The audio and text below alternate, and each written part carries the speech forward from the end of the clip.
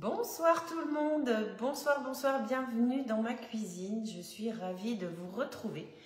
J'espère que vous êtes en forme. Petit live improvisé, enfin pas complètement puisque je vous ai alerté un petit peu plus tôt dans la journée. J'espère que vous allez bien, j'espère que vous avez passé un très bon week-end, que vous êtes en forme et que vous allez vous connecter pour nous rejoindre pour les recettes du jour parce que j'ai plein de choses à vous raconter. J'ai plein d'actu en cours et à venir, du coup j'en profite pour vous faire un petit live. Coucou à tous, coucou à toutes. Quand vous passez par ici, faites-nous un petit coucou, dites-nous d'où vous arrivez, d'où vous nous regardez. Coucou Etna, coucou Kinolé. Coucou tout le monde, je suis ravie d'être avec vous ce soir pour des nouvelles actus et des nouvelles recettes.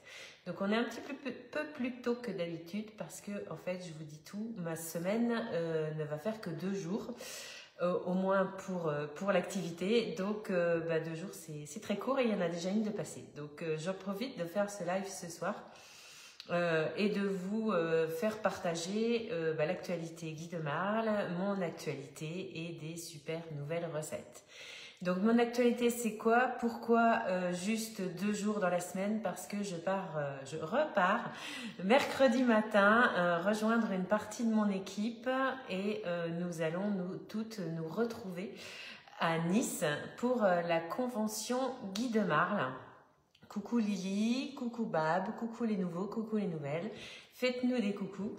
Donc la convention Guy de Marle à Nice, c'est quoi? Alors déjà c'est top, c'est un événement où on se retrouve tous et toutes celles qui peuvent participer, avec le staff, avec l'équipe Guy de Marle.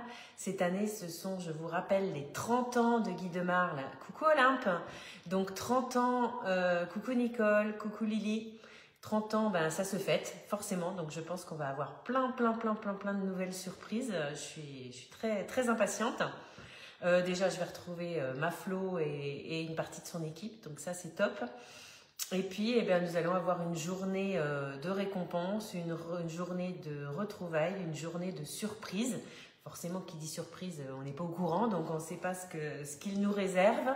Chaque année, on a droit à la participation VIP de chefs, de grands chefs de la cuisine ou de la pâtisserie française. Donc déjà, on sait que cette année, on retrouve à nouveau Hélène Darroze qui nous fait l'honneur d'être avec nous. Coucou Christine, coucou Nicole.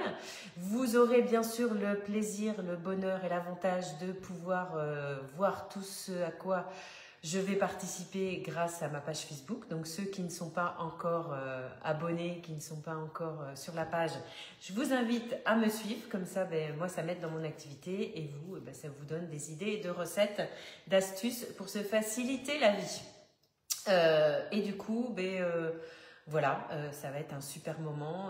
Je pense qu'on va nous parler des nouveautés de la rentrée, du catalogue de septembre. On va nous partager forcément plein de nouvelles recettes que je serai ravie de vous partager à la suite. Coucou Janine, coucou Marie-Annick, coucou les fidèles. Donc, que j'aurai le plaisir de vous partager en live pour celles et ceux qui sont loin et ou en atelier présentiel ou digital pour celles et ceux qui le souhaitent. Alors, assez de blabla pour l'instant, j'ai plein d'autres choses à vous raconter, mais du coup, je vais commencer à vous parler des recettes du jour. Une autre actu, et pas des moindres, hein, mon cher petit fils Louis va bientôt avoir 1 an.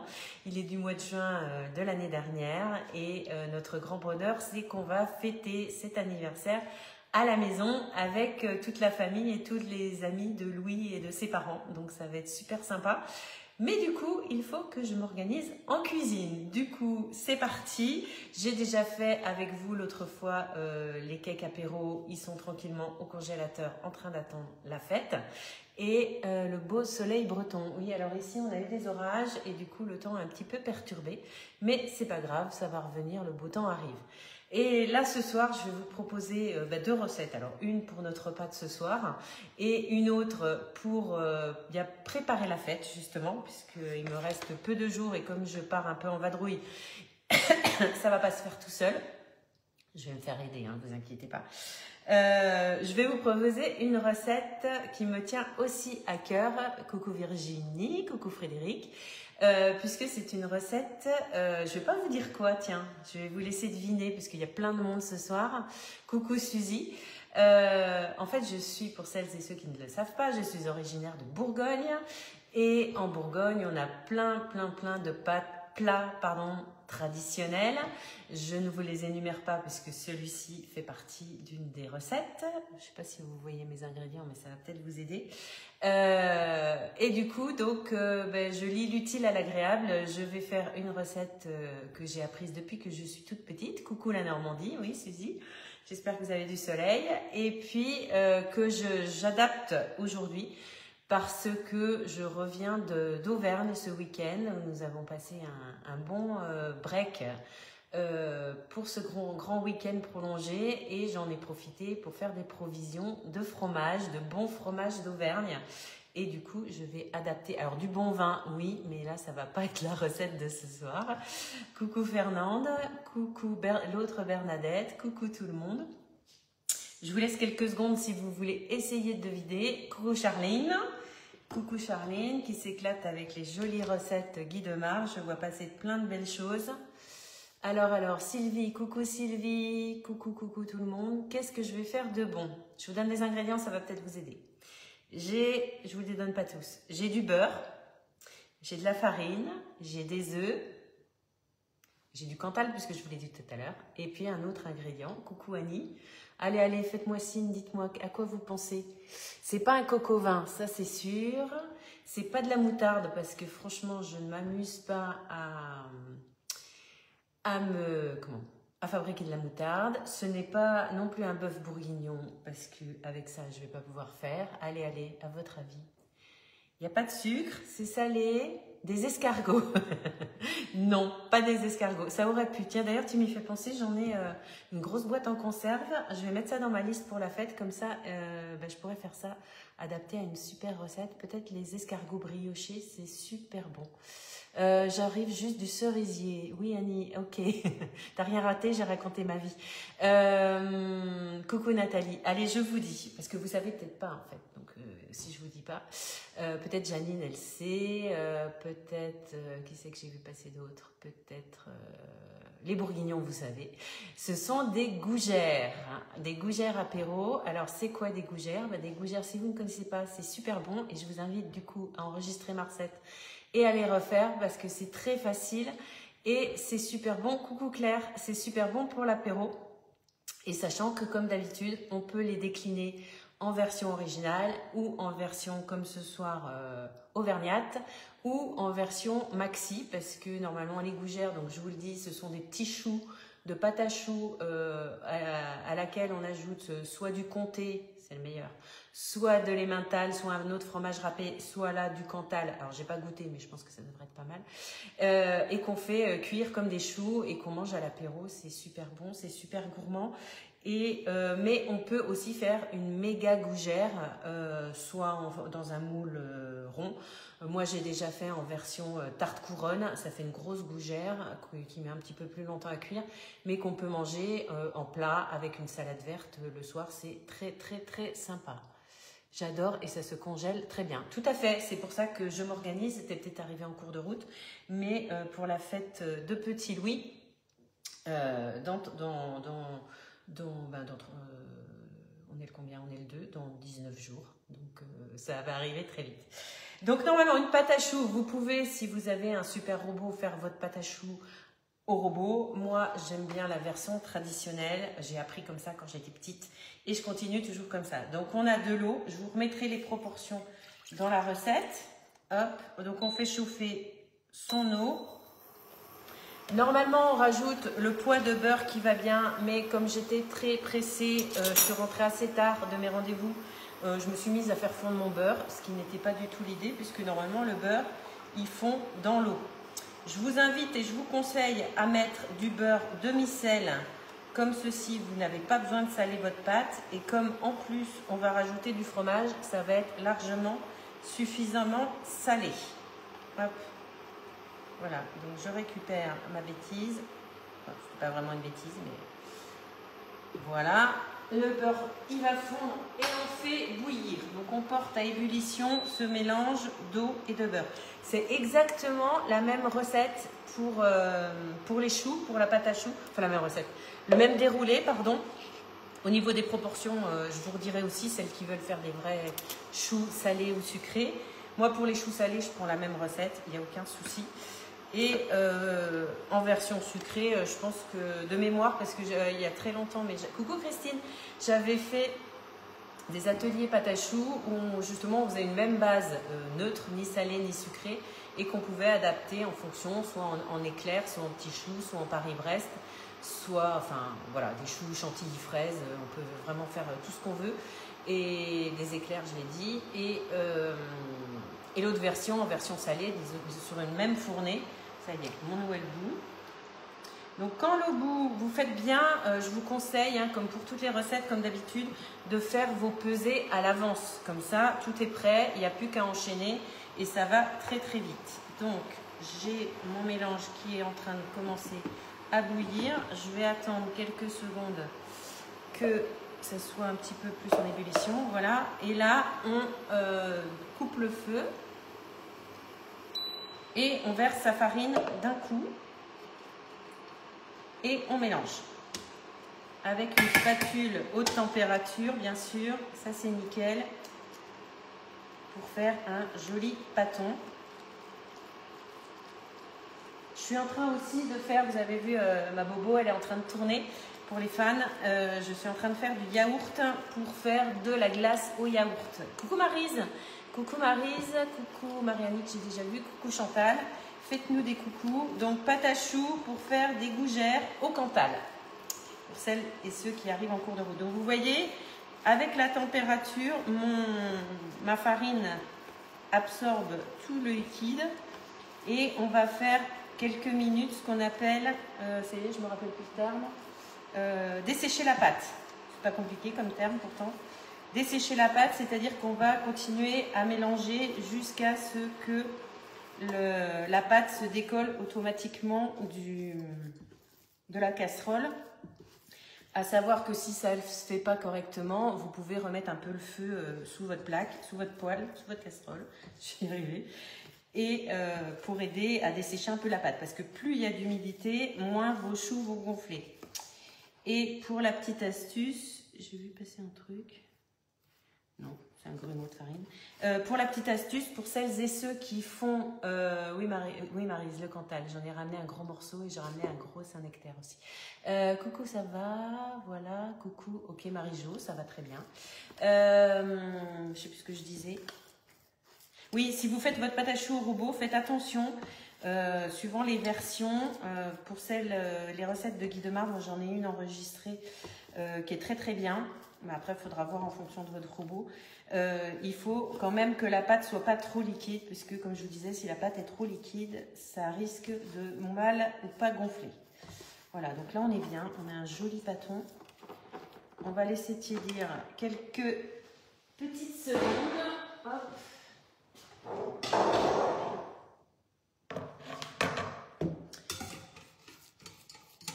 Nickel.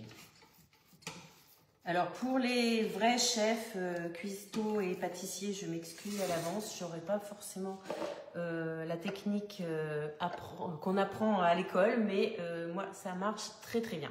Ensuite, on va avoir besoin de, je vais reprendre mes notes, de 4 œufs. Normalement, si je ne me trompe pas pour la quantité, oui c'est ça. Mais les œufs, on va les ajouter un à un et pas directement dans la pâte justement. Hop. Donc je mets mon œuf dans un petit récipient, j'en avais prévu un autre, mais c'est pas la peine que je salisse, celui-là a été déjà utilisé. Et je vais à la cuillère magique idéalement, ou à la fourchette si vous n'avez pas encore de cuillère magique, fouetter mon œuf pour que le mélange soit bien homogène. Et après, je vais pouvoir l'incorporer à ma pâte et après, je vais pouvoir faire la même chose avec les autres. Alors dites-moi, est-ce que vous faites vos choux faits maison, vos choux à la crème, vos choux... comment ça s'appelle? Vos éclairs, vos religieuses, vos Paris-Brest. ou des choux salés. J'ai plein d'idées à vous partager aussi avec la recette du jour. Vous aurez des idées de garniture pour vos choux. Voilà, là on est bien. Je ne vois pas vos commentaires, mais laissez-vous aller. Dites-moi si vous faites vos choux. Un petit chou bien léger à la crème chantilly et quelques fraises ou quelques framboises qui arrivent, c'est le top. C'est ultra léger, c'est ultra frais. On peut aussi... Ah bah oui, ça y est, je sais ce que j'avais en tête. C'est pas pour l'anniversaire de Petit Louis, mais c'est pour un autre. Mais je vous le dis quand même, c'est secret. Des profiteroles, des choux avec de la glace vanille, faite avec Bobo forcément, et un bon coulis de chocolat. Ça devrait être pas mal du tout. Donc ensuite, on mélange tout ça. Alors, je vous cache pas que le premier œuf et le deuxième, ça fait pas un mélange homogène. Je vais vous montrer, mais c'est normal. C'est juste le temps de tout incorporer. Voilà, ça casse un peu la préparation. Bon, je vous ai dit des bêtises, sur celui-là, on est pas mal. Voilà.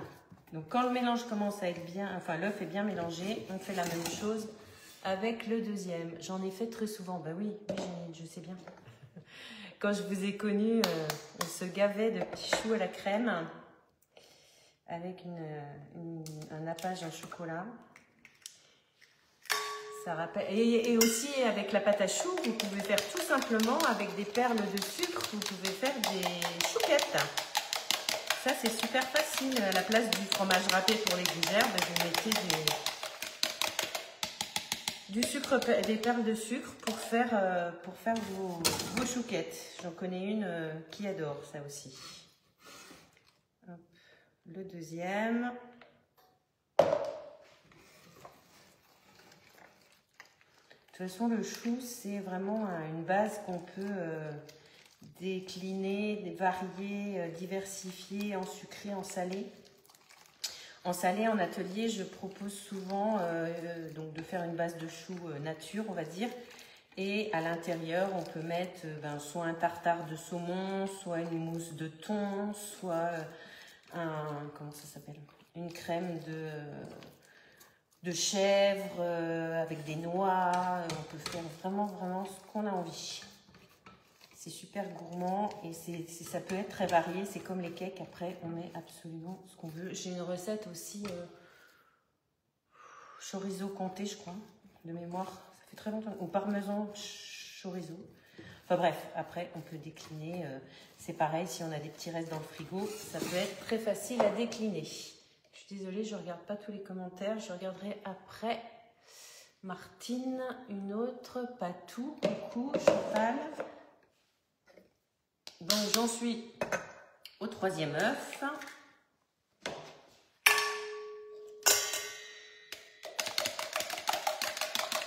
Et je vous dirai après ce live, quand j'aurai tout cuit mes choux, mais je vous dirai combien j'en ai fait.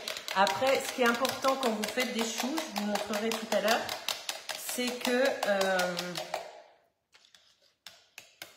quand vous les pochez, il faut faire la même taille, il faut faire régulier sur une même plaque. Si vous voulez faire différentes tailles, vous faites sur différentes plaques parce qu'il faut que ça cuise le même temps.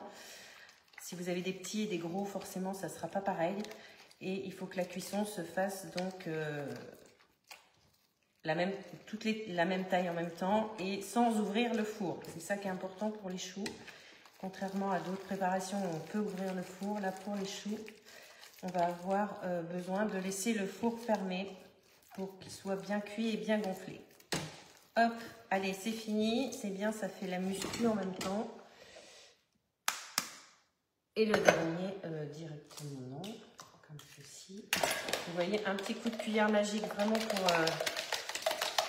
bien mélanger l'œuf. Et c'est fini.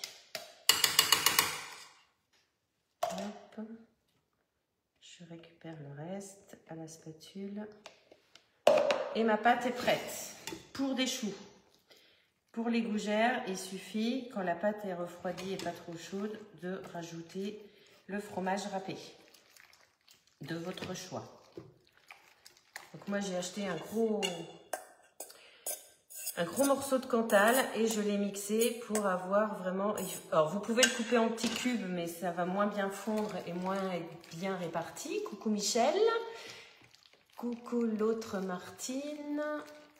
Oh, Michel en retard, mais c'est pas grave parce que je n'avais pas vraiment prévenu beaucoup à l'avance. Et de toute façon, vous avez le replay pendant 30 jours et sinon, vous le retrouvez désormais sur ma page YouTube, pardon, à vie. Enfin, je ne sais pas si ça sera à vie, mais c'est téléchargé et normalement sur YouTube, pour l'instant, on n'a pas de délai. Voilà, ma pâte est super belle. Je remets ça, je remets à sa place. Je vais rajouter mon fromage râpé. Je vais allumer mon four à 180. Hop. Et là, on va pocher les choux. Non, on va d'abord mettre le fromage. Vous pouvez aussi aromatiser votre pâte comme vous aimez ou faire des tests avec de la noix de muscade, avec du piment d'Espelette, avec ce que vous voulez en fait. J'aurais dû prendre ma grande casserole. C'est pas grave, on va se débrouiller. Voilà, donc je mélange ça bien. Évitez de, ce que je disais tout à l'heure, de mettre votre fromage quand c'est trop chaud. De toute façon, avec les œufs, ça refroidit assez vite. Sinon, ça va faire des fils et ça va être plus compliqué. Idéalement, si vous avez le temps, je n'ai pas pris le temps ce soir, mais si vous avez le temps, vous laissez refroidir un peu votre pâte. Hop. Et ensuite, vous prenez donc une plaque de cuisson avec une toile. Idéalement, les toiles boulangères sont top. Pourquoi? Parce qu'elles sont micro-aérées, micro-perforées pour laisser passer la chaleur. Moi, je me mets de ce côté-là, vous allez essayer de deviner pourquoi. Hop. Et pour que la cuisson soit beaucoup plus, que les choux soient beaucoup plus croustillants et plus gonflés avec une toile aérée. Après, vous pouvez les faire sur une toile de cuisson normale, ça marchera aussi très bien, mais ils seront encore mieux sur la toile boulangère. Et si vous voulez faire une grande forme, eh bien, vous pouvez très bien utiliser pour les éclairs, par exemple, notre plaque moule allongé en version gamme boulange, justement en micro perforé. Et l'autre, les petits pains aussi pour faire des petits choux, c'est top. Donc poche à douille, si vous voulez faire vos choux avec 2 petites cuillères, vous pouvez, mais c'est pas l'idéal au niveau manipulation et c'est pas l'idéal au niveau résultat. Donc la poche à douille, ça fait peur à tout le monde. Je peux donner des cours de poche à douille si vous le souhaitez. Ce soir, on va essayer d'aller vite. Donc, la poche à douille, dedans, j'ai mis mon support à vis. Et par-dessus, je mets ma douille lisse, à vis aussi. Du coup, le tissu de ma poche est bien coincé entre les deux morceaux. Et ma poche ne va pas s'échapper. Ensuite, je tortille le tissu. Elle est toujours un peu raide parce qu'elle est encore neuve, presque neuve. Ça y est, je l'ai enfin utilisée. Et je mets tout ça dans le support pour avoir les 2 mains libres. Hop, s'il y a des adeptes de la poche à douille, vous pouvez témoigner. J'en vois passer quelques-unes. Donc je mets une partie de ma pâte, c'est pas la peine de mettre toute la pâte d'un coup dans la poche. Ensuite, instrument, astuce supplémentaire, vous prenez un petit racloir ou une spatule si vous n'avez pas encore de racloir pour vous aider à, je vais baisser un peu ça pour que vous voyez mieux, à pousser la pâte dans la poche. Je ne vous oublie pas, je vous montre le pochage et ensuite je vous montre ma deuxième recette. Toute simple, toute facile. Donc je repousse bien, quelle que soit la préparation qu'on ait dans sa poche à douille, l'idée c'est de ne pas avoir d'air dans cette partie-là. Donc vous repoussez bien toute la préparation vers le bas de la poche. Si vous utilisez des poches jetables, vous ne coupez pas la poche avant, bien sûr. Coucou Catherine, pardon, je ne sais pas lire, mon écran il est planché. Catherine, on se voit dans 2 jours, 3 jours, je pense. Donc pourquoi j'ai mis ma toile sur ma plaque à l'envers? Pour avoir un support bien plat. si je mets ma toile dans le fond de ma plaque alu, et je vais avoir les rebords qui vont remonter et je vais avoir moins de surface d'utilisation. Ensuite, je poche, donc je fais des petits, des moyens ou des gros choux, comme j'ai envie.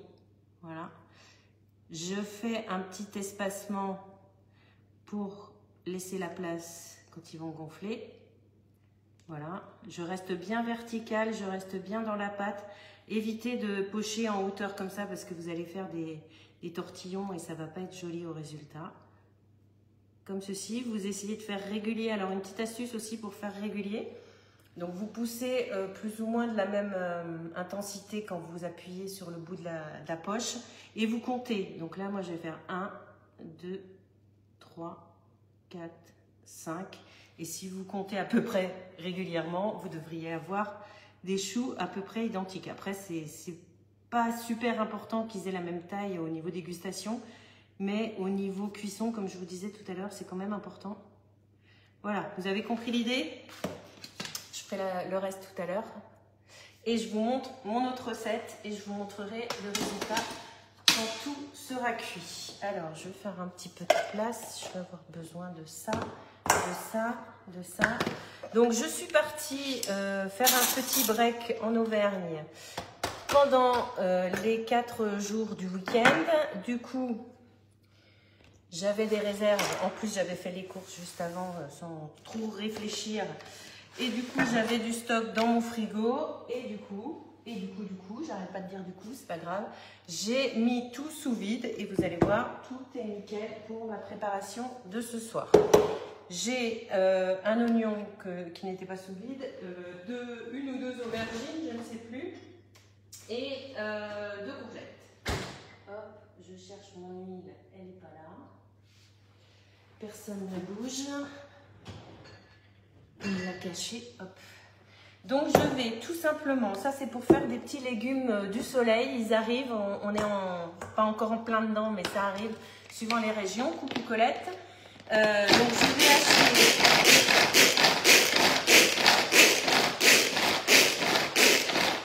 plus ou moins finement un oignon et 2 gousses d'ail, sans pleurer, ou presque.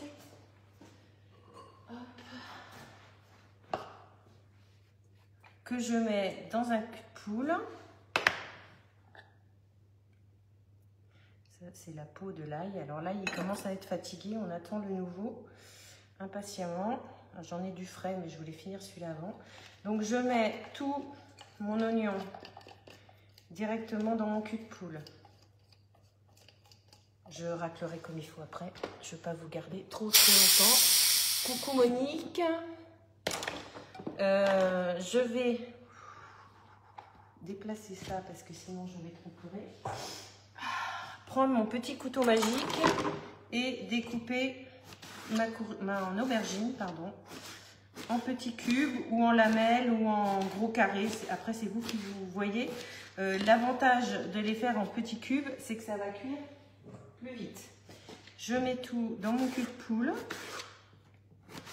Donc vous voyez, mes aubergines, elles sont nickel, elles ne sont pas noircies, elles sont sous vide depuis mercredi. Et j'aurais pu les garder encore facilement une semaine. Mais là, on va les faire, on va les cuire et s'il en reste, on pourra les remettre sous vide. Attention, je vais essayer de ne pas faire de bêtises. Donc 2 aubergines, je ferai la suite après. Courgettes, elles sont là. Alors, je vous conseille pour les fans de Be-Save, je pense à, comment elle s'appelle, Monique, que j'ai rencontrée hier pour la première fois, qui est fan de Be-Save, de mettre un petit essuie-tout jetable ou lavable pour que ça absorbe l'humidité et que vos légumes durent encore plus longtemps. Donc, vous avez compris le principe, hein, je ferai le reste après. Vous coupez vos courgettes de la même façon.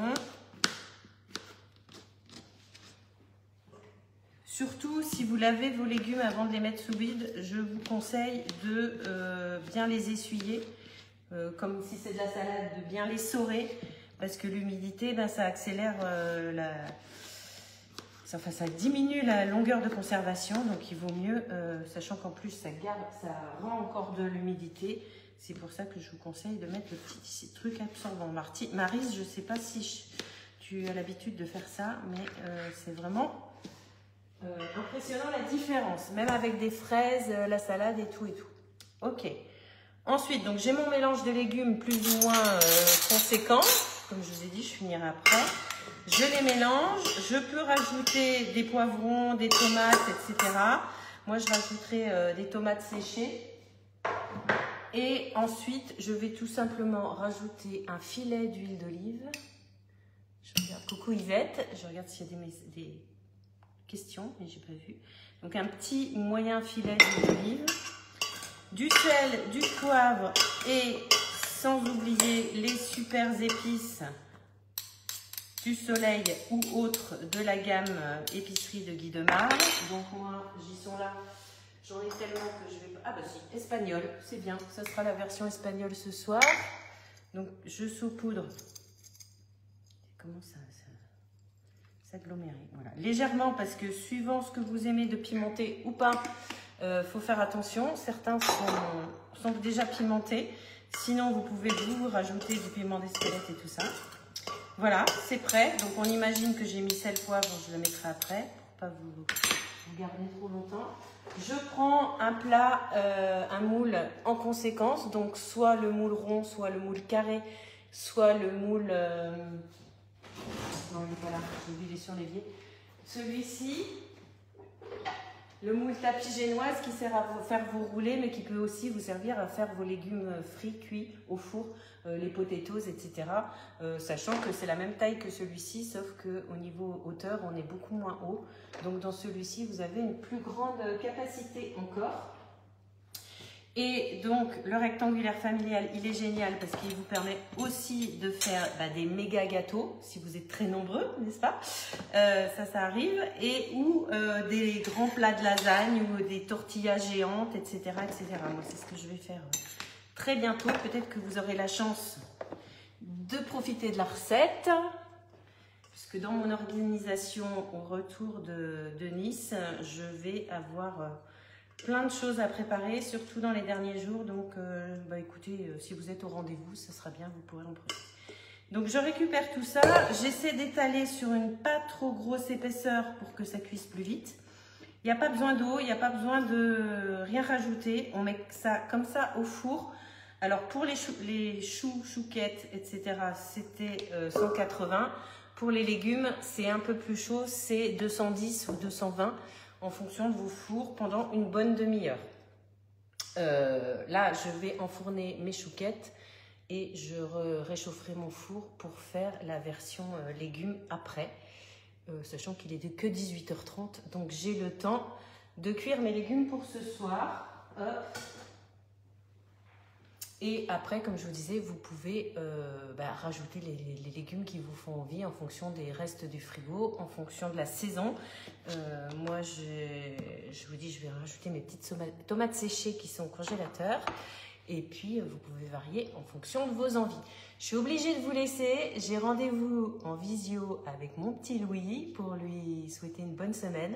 Donc, je vous fais des gros bisous. Je reste à votre disposition par message si vous avez besoin.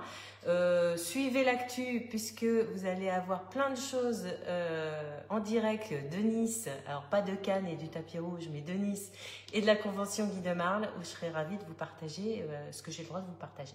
Allez, je vous fais des gros bisous. J'ai été ravie de passer ce petit moment avec vous et je vous dis à très bientôt.